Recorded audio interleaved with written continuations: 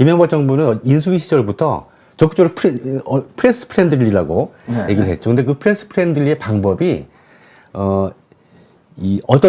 매우 특이하고 악질적이었습니다. 그 전에 이제 YS 장학생이라고 있었는데요. 네. 그것은 언론인과 관계를 돈독하게 해서 정보를 흡수하고 여론 지형을 유리하게 조성하고, 다음에 그 반대급부로 그들에게 정치에 참여할 수 있는, 입문할 수 있는 기회를 제공하는 요 정도였습니다. 네. 근데 이명박 정부의 프레스 프렌들리는 아예 언론 인력을 직접 언론계에 투입해서 언론을 장악하는 도구로 활용을 했습니다. 그 점이 특별히 중요한 것이죠. 아예 그냥 사람을 뽑아서 정치권으로 가져오는 게 아니라 데려오는 게 아니라 언론 자체를 박아놔서 박아버리겠다. 재투입해서 언론을 장악하는 그런 방법을 활용을 했죠. 굉장히 좀 이렇게 주도 면밀하게 좀 지속이 된 것 같아요. 그 효과가 지금까지도 좀 있는 것처럼 여겨지거든요. 그렇죠. 지금 시끌시끌한 것이 다 이명박이 심어놓은, 이명박이 만들어놓은 언론 장악 체제가 재편되고 있는 것이죠. 그러니까 이명박은 그 기자들의 심리를 잘 아는 사람이죠. 그러니까 기자들을 기회주의자로, 특히 기회주의적인 기자들을 잘 활용했던, 그러니까 어떤 접대부터 해서 김유찬의 폭로가 있지 않습니까? 그래서 이미 예전에 물론 그 기업체 현대건설 사장 시절에도 좀 그랬을 거예요. 눈 안 봐도 뻔한 건데, 왜냐면은 어느 날 갑자기 이게 기술이 생긴 게 아니니까. 그래서 기자들 구워 삼는 방법을 잘 알고 있었고, 대통령 되기 전부터 기자들을 자기가 어떻게 활용할 것인지에 대한 이 구상이 확실하게 있었던 것 같다. 우리가 생각하는 수준을 초월했는데요. 두 가지 양상이 있습니다. 하나는 청와대가 영향력을 행사할 수 있는 언론사의 사장으로 직접 내려보내는 겁니다. 그래서 언론을 직접적으로 장악하는 것이죠. 또 하나는 이거 역대 어느 정부 수준을 한 2배, 3배 뛰어넘는 수준으로 정부직이나 공공기업의 고위직을 보장해서 현직에 있는 언론인들로 하여금 그걸 바라보게 한다는 것이죠. 강력하게 회유하는 이런 두 가지 방법을 썼습니다. 구체적인 좀 사례가 이제 서서히 듣고 싶어지는데요. 그래서 이명박 정부가 출범한 지 2년 정도가 지난 2009년 12월 시점에서 시사인에서 이명박의 캠프와 인수위에 참여한 언론인들이 어떤 자리를 차지하고 있는가를 분석한, 시사인에서 분석한 기사가 있습니다. 여기에 직접적으로 대상이 된 인원은 88명으로 분석이 됐습니다. 맞네요. 어마어마한 거예요. 어마어마한 거예요. 그다음에 비공식적으로 명확하게 드러나지 않은 것까지 해서 한 100명 정도로 그 당시 추정을 했습니다. 이건 전무후무합니다. 전무후무한 앞으로도 없을 일이죠. 거예요. 예전에도 없었고. 예전에도 없었고 YS 때도 이러지는 않았어요. 참고로 지금 우리 문재인 대통령 캠프에 참여했던 언론특보 등으로 참여했던 인사는 많아봐야 20명이 넘지 않습니다. 다 15명, 16명 요 정도로 파악이 되는데, 그 중에서도 정권 어디에 참여한 사람은 제가 모르는 어디인가 있을지 모르겠지만 제가 아는 법이 내에서는 윤영찬 국민소통수석 밖에는 없습니다. 근데 거기도 원래 언론인 출신이긴 하지만 퇴직할 때 됐죠. 네이버라는 기업체 출신으로 픽업된 거죠. 그렇죠. 언론인 출신이라서가 아니라 그런 것이죠. 근데 캠프에 참여한 분은 그렇고, 캠프에 지금 몇몇 언론인들이 일을 하고 있습니다. 근데 다들 특히 이제 김의겸 대변인이 그런 케이스라고 할 수가 있죠.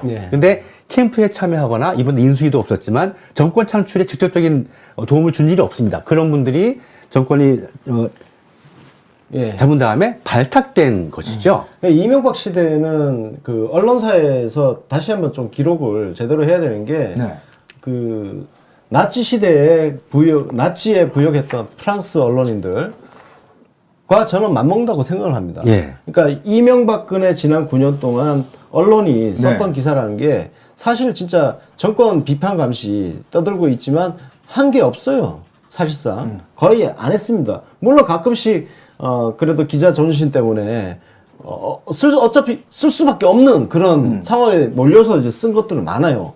특정 경쟁이 생기니까. 그것 이외에 말고는 정말 철저하게 이명박근혜 정권에 부역하는 역사를 기록을 해야 되는 게, 지금 이 88명이 단순히 88명의 문제로 끝나는 것이 아니라 이 사람들이 언론계 선배들 아니에요. 그럼 이런 사람들을 쳐다보고 있는 그 밑에 수백 명 언론인들이 차장급들 평기자들이 자기 부장, 국장 이런 사람들이 정권 줄을 타고 가서 무슨 고위직 자리 하나씩 꿰차고 나가는 그 인생을 보면 자기도 저렇게 살아야겠다는 그런 생각을 하지 않겠습니까? 왜냐면 기자가 평생 직업도 아닌데 그리고 기자 하고 나면 할 게 마땅히 없어요. 예. 그래서 그런 점들을 이번 시리즈로 짚어보겠다는 것이죠. 그걸 보여준 사람들이에요. 예. 그러면 대표적인 사람들. 예. 그래서 우선 고필 좀 짚을 것이 있는데요. 그러니까 참여정부 때도 언론인들을 등용하고 중요한 적이 있습니다. 근데 그분들은 대부분 다 해직 언론인들 출신들이에요. 그분들 특징은 뭐냐 하면 후배 언론인들로부터 존경받는 분들이라는 것이죠. 그러니까 언론계의 어떤 사표가 될 수 있는 분들을 직접 언론관계 단체라든가 이런 데 자리를 준 경우고요. 네. 이 이명박 정부에 참여했던 언론인들은 그와 달리 두 가지 특징이 있습니다. 그러니까 시니어 그룹이 있고 주니어 그룹이 있는데요. 시니어 그룹은 박정희, 전두환, 노태우 정권을 거치면서 정권을 부역했던 자들이 이명박 정권에서 중용된 것이죠. 대표적으로 박인규와 최시중을 들 수가 있겠습니다. 박인규 KBS 사장. 김인규 아닌가요? 김인규. 제가 왜 또 박인규라죠? 김인규 KBS 사장이 가장 대표적인 최시중. 유명한 이름이죠. 최시중. 그 딸도 유명합니다. 그리고 주니어 그룹들은 이명박을 찬양하는 것은 물론이고 그들이 가장 열심히 해서 평가받았던 것은 뭐냐 하면 바로 노무현 죽이기에 앞장섰던 것입니다. 노무현 대통령 죽이기 그리고 이명박 대통령 만들기. 예. 거기에 앞장섰던 사람들이 반대급부로 캠프 때부터 발탁되어서 정권에 참여하게 된 것이죠. 대표적인 사람들을 한번 살펴보겠습니다. 우선 여러분이 잘 모를 것 같은 사람부터 하나 맛보기로 살펴보죠. 예, 맛배기입니다, 이거는. 이분 잘 모를 겁니다. 중앙일보 정치부장 출신의 김현일이라는 사람인데요. 이 기사는 2008년 총선에서 충북 증평 진천 괴산 음성에 출마를 선언한 기사입니다. 한나라당 공천을 받은 것이죠. 그래서 지금은 이것저것 하다가 지금 중앙일보, 뉴욕 중앙일보 논술 주간이라는 자리를 맡고 정치는 실패하고 지금도 이 칼럼을 쓰고 있습니다. 이분이 누군지 잘 모를 텐데요. 올드 노빠를 자처하시는 분이라면 이 칼럼은 기억하실 겁니다. 그죠? 바로 노무부의 발가락 양말입니다. 이게 이제 김현 칼럼이 아니라서 누가 썼는지 잘 모르는데 이것을 바로 쓴 사람이 아까 봤던 김현일 그 당시 논설위원입니다. 2002년 대선 당시 후단협 사태 때 그때 국민에서 쓴 기사입니다. 그래서 이 칼럼의 키워드는 고집입니다. 그래서 노 후보가 특유의 고래심줄 고집 때문에 주위의 만류에도 불구하고 발가락 양말을 고집한다는 것이죠. 그래서 그 발가락 양말을 신는 것을 고집으로 해석하는 것도 웃기는 일이지만 그렇다고 치고 이 고집을 갖가지 것에서 다 연결을 시킵니다. 그거 하나로 그러니까 난 이런 스타일 진짜 싫어요. 그래서 뭔가 자기가 만들어 놓은 프레임 하나에다가 다 연결시키는 거. 온갖 현상을 다 거기에다 처박아 넣어가지고 다 그걸로 만들어서 찍어내는 거. 그렇죠. 이거 전형적인 그런 글이거든요. 그렇습니다. 대표적인 글입니다. 근데 이제 그때 저는 잘 기억이 안 나는데 경선이 아마 당 중진들, 민주당 중진들에서 아마 이인재가 중도 사퇴를 했으니까 찾아가서 간청해서 같이 힘을 구하고 도움을 구하고 그렇게 아마 요구를 했던 모양이에요. 근데 그거를 이런 지하에 뭘 하냐고 거절을 한 모양이에요. 그것도 고집, 발가락 양말을 신는 고집. 그다음에 또 그 후단협 사태가 벌어지니까 노무현 당시 후보가 정몽준 후보로 따라갈 사람은 가라라고 언명을 했어요. 그것도 고집. 그다음에 천정배 등등이 그러니까 정몽준과의 단일화 등등을 이제 얘기하면서 이기기 위해서는 악마와도 손을 잡아야 한다. 라고 이제 권하니까 그렇게 대통령 돼봐야 뭐하냐? 라고 한 것도 고집. 그리고 이제 그 당시 노무현 후보를 다 쓸데없는 고집으로 똘똘 뭉친 그런 말도 안 통하는 사람으로 묘사를 한 것이죠. 막 쓰는 거야, 그냥. 아니, 무슨 발가락 양말이 고집을 증가시키는 아이템처럼 무슨. 그러니까, 이 인간은 발가락 양말을 통해서 고집이란 키워드를 하나 얻어냈고, 발견해놓고, 그 고집이란 키워드에다가 대통령께서 당시에 했던 그 어떤 정치적 언행을 다 거기에다 다 집어넣어버린 거야. 그 고집이, 발가락 양말과 고집이 하나의 거대한 용광로가 된 거예요. 그러면 정치인이 고집을 가지고 있다는 것도 나쁜 이미지인 데다가 발가락 양말이라는 것이 가지고 있는 우스꽝스럽고 이상한 또 청결하지 않은 이런 느낌, 이미지가 있지 않습니까? 그걸 더 씌운 나름대로 교묘한 칼럼이라고 할 수가 있죠. 교활하죠? 예. 뭐, 예를 들자면 이것뿐만 아니라 많이 우리가 기억할 만한 칼럼들이 많이 있습니다만. 그러니까, 예.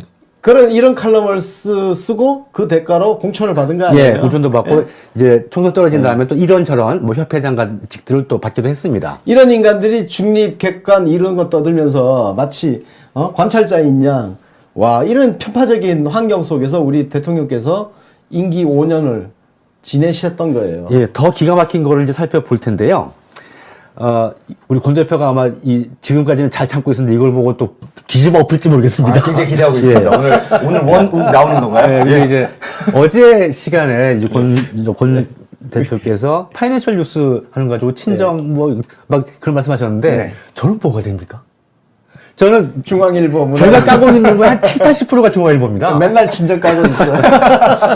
그리고 실은 이 기회에 말씀드리면 제 페이스북 제 프로필에 제가 어디 출신이라는 걸 지웠습니다. 그러니까 자유셨더라고요. 출신에서 자유를 가지기 위해서. 저는 뭐 적어놓고 줘요. 그래서 이명박 정부에서 가장 중용된 중앙일보 출신 언론인 중엔 역시 이 김두 홍보수석 홍보특보가 있죠. 그래서 이제 저축은행 뇌물 받고 감옥 갔던. 예, 그 당시에는 그러니까 우리 참여정부 당시에 김두 씨가 뭘 어떻게 했는지 잘 기억 못하는 분들이 많을 거예요. 근데 지금 우리가 알고 있는 뭐 김현기나 이정재나 또 누구 있죠? 하여튼 뭐 별로 기억할 필요 없는 그런 중앙일보에서 난리치는 그와 비슷한 급으로 활약을 했던 인물입니다. 그래서 하나만 살펴보겠습니다. 자, 제목부터 짠하죠. 국민인 게 부끄럽답니다. 이게 이 부끄럽다는 말을 쓴 것은 뭐냐면 우리가 모두 기억하고 있는 평통자문위원 연설위원회 저도 기억하시죠? 부끄러운 줄 알아야지.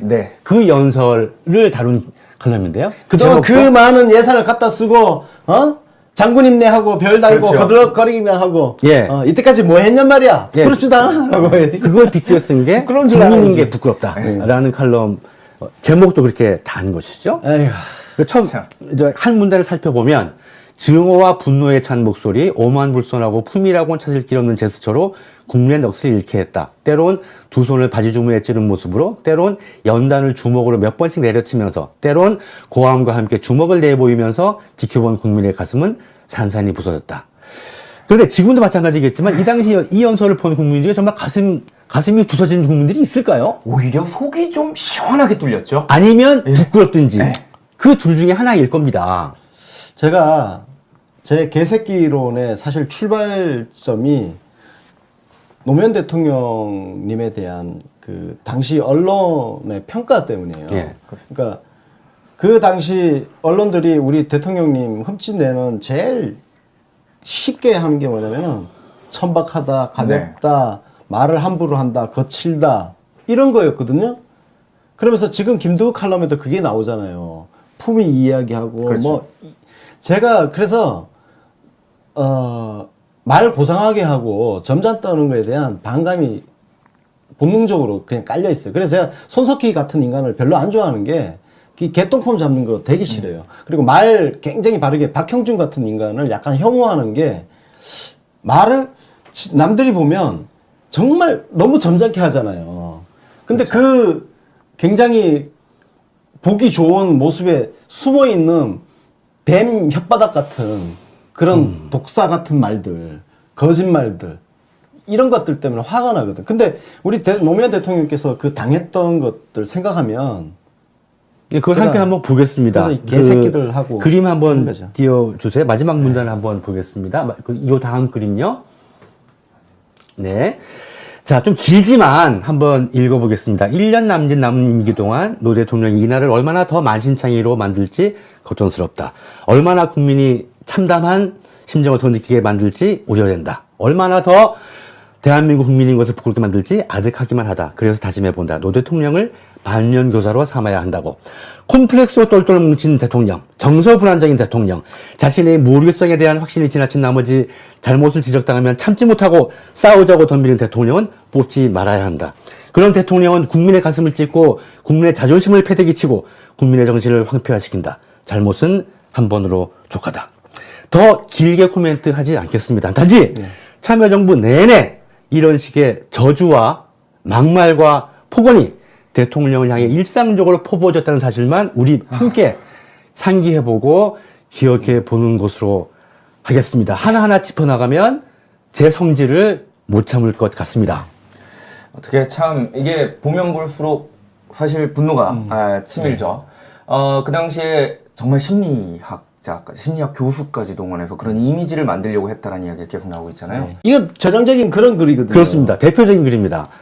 근데 이제 그때 저는 잘 기억이 안 나는데 경선에 아마 네. 당 중진들, 민주당 중진들에서 아마 이인재가 중도 사퇴했으니까 네. 찾아가서 뭐 이제 간청해서 같이 좀 힘을 구하고 도움을 구하고 그렇게 막 요구를 했던 모양이에요. 근데 그거를 이런 지하에 뭘 하냐고 거절을 한 모양이에요. 그것도 고집, 발가락 한 마리 씻는 고집. 그다음에 또 그 후다님 사태가 벌어지니까 네. 노무현 당시 후보가 정몽준 후보를 따라갈 사람은 가라라고 언명을 했어요. 그것도 고집. 그다음에 천정배 등등이 그러니까 정몽준과의 단일화 등등을 이제 얘기하면서 이기기 위해서는 악마와도 손을 잡아야 한다. 라고 이제 권하니까 그렇게 대통령 돼봐야 뭐하냐? 라고 한 것도 고집. 그리고 이제 그 당시 노무현 후보를 다 쓸데없는 고집으로 똘똘 뭉친 그런 말도 안 통하는 사람으로 묘사를 한 것이죠. 막 쓰는 거야, 그냥. 아니 무슨 발가락 양말이 고집을 증가시키는 아이템처럼 무슨 그렇죠. 말도 안 되네. 이 인간은 발가락 양말을 통해서 고집이란 키워드를 하나 얻어냈고 발견해놓고 그 고집이란 키워드에다가 대통령께서 당시에 했던 그 어떤 정치적 언행을 다 거기에다 다 집어넣어버린 거야. 예. 그 고집이 그 발가락 양말과 고집이 하나의 거대한 용광로가 된 거예요. 그러면 정치인이 고집을 가지고 있다는 것도 네. 나쁜 이미지인데다가 발가락 양말이라는 것이 가지고 있는 우스꽝스럽고 이상한 네. 또 청결하지 않은 네. 이런 이미지가 있지 않습니까? 그걸 더 씌운 나름대로 교묘한 칼럼이라고 할 수가 있죠. 교활하죠. 예. 참. 뭐 예를 들자면 이것뿐만 아니라 많이 우리가 기억할 만한 칼럼들이 많이 있습니다만 그러니까 이런 칼럼을 쓰고 그 대가로 공천을 받은 거 아니에요? 예, 공천도 받고 이제 총선 떨어진 다음에 또 이런저런 뭐 협회장관직들을 또 받기도 했습니다. 이런 인간들이 중립, 객관 이런 거 떠들면서 마치 관찰자인 양, 와 이런 편파적인 환경 속에서 우리 대통령께서 임기 5년을 지내셨던 거예요. 예, 더 기가 막힌 거를 이제 살펴볼 텐데요. 우리 권 대표가 아마 지금까지는 잘 참고 있었는데 이걸 보고 또 뒤집어 엎을지 모르겠습니다. 굉장히 기대하고 있습니다. 오늘 원욱 나오는 건가요? 예, 근데 이제 어제 시간에 이제 권 대표께서 파이낸셜 뉴스 하는 거 가지고 친정 막 그런 말씀하셨는데 저는 뭐가 됩니까? 저는 중앙일보 제가 까고 있는 거 한 70~80%가 중앙일보입니다. 맨날 친정 까고 있어요. 그리고 실은 이 기회에 말씀드리면 제 페이스북 제 프로필에 제가 어디 출신이라는 걸 지웠습니다. 그러니까 자유셨더라고요. 출신에서 자유로워지기 위해서. 아유. 저는 뭐 적어놓고 줘요.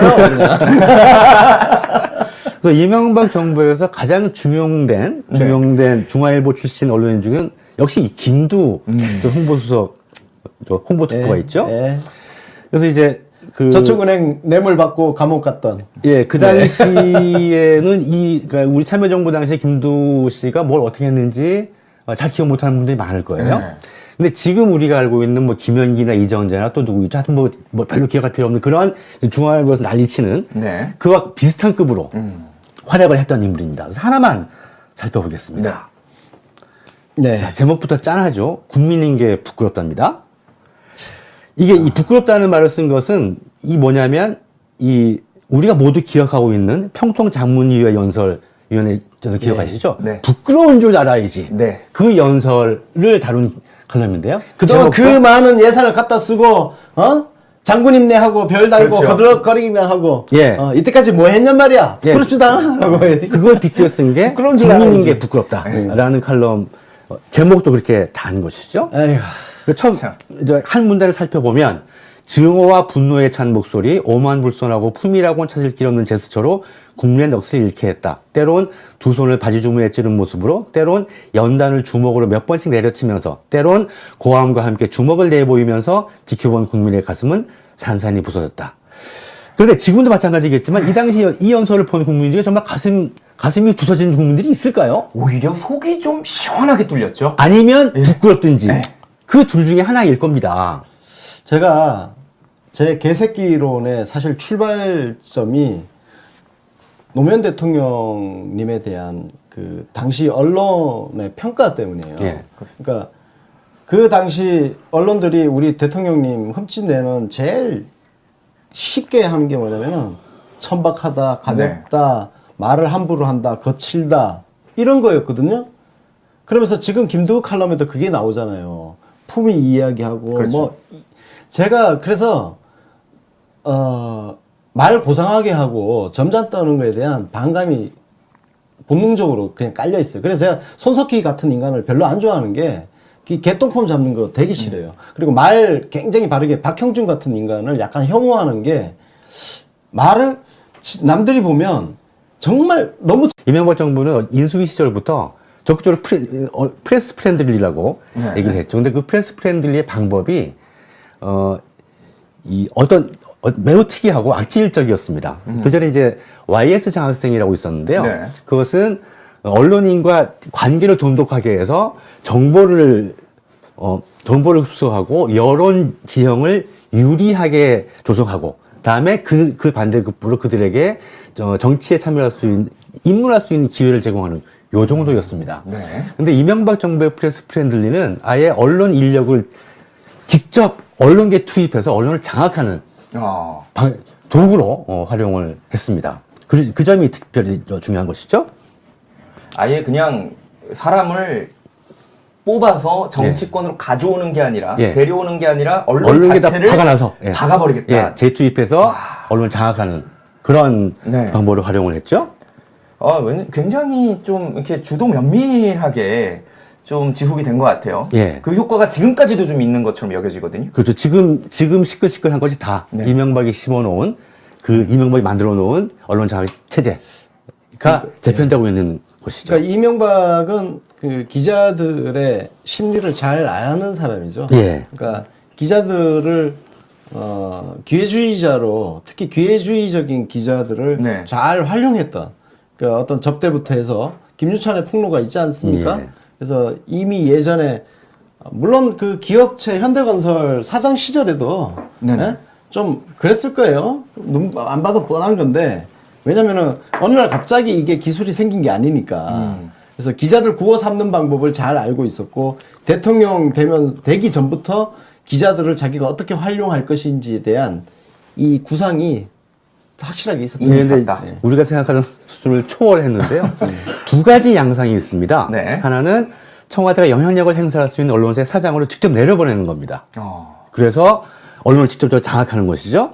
또 하나는 이거 역대 어느 정부 수준을 한 2배, 3배 뛰어넘는 수준으로 정부직이나 공공기업의 고위직을 보장해서 현직에 있는 언론인들로 하여금 그걸 바라보게 한다는 것이죠. 강력하게 회유하는 이런 두 가지 방법을 썼습니다. 구체적인 좀 사례가 이제 서서히 듣고 싶어지는데요. 예, 그래서 이명박 정부가 출범한 지 2년 정도가 지난 2009년 12월 시점에서 시사인에서 이명박의 캠프와 인수위에 참여한 언론인들이 어떤 자리를 차지하고 있는가. 그래서 우선 골프 좀 짚을 것이 있는데요. 그러니까 참여정부 때도 언론인들을 등용하고 중요한 적이 있습니다. 근데 그분들은 대부분 다 해직 언론인들 출신들이에요. 그분들 특징은 뭐냐면 후배 언론인들로부터 존경받는 분들이라는 것이죠. 언론계의 어떤 사표가 될 수 있는 분들을 직접 언론관계 단체라든가 이런 데 자리를 준 경우고요. 이 이명박 정부에 참여했던 언론인들은 그와 달리 두 가지 특징이 있습니다. 시니어 그룹이 있고 주니어 그룹이 있는데요. 시니어 그룹은 박정희, 전두환, 노태우 정권을 거치면서 정권을 부역했던 자들이 이명박 정권에서 중용된 것이죠. 대표적으로 박인규와 최시중을 들 수가 있겠습니다. 박인규 KBS 사장. 김인규 아닌가요? 김인규. 제가 왜 또 박인규라죠? 김인규 KBS 사장이 가장 대표적인 최시중. 유명한 이름이죠. 최시중. 그 딸도 유명합니다. 그리고 주니어 그룹들은 이명박을 찬양하는 것은 물론이고 그들이 가장 열심히 해서 평가받았던 것은 뭐냐 하면 바로 노무현 죽이기에 앞장섰던 것입니다. 노무현 바로 대통령 죽이기 그리고 이명박 대통령 만들기. 예. 거기에 앞장섰던 사람들이 반대급부로 캠프 때부터 발탁되어서 정권에 참여하게 된 것이죠. 대표적인 사람들을 한번 살펴보겠습니다. 우선 여러분이 잘 모를 것 같은 사람부터 하나 맛보기로 살펴보죠. 예, 맛배기입니다, 이거는. 예, 이분 잘 모를 겁니다. 중앙일보 정치부장 출신의 김현일이라는 사람인데요.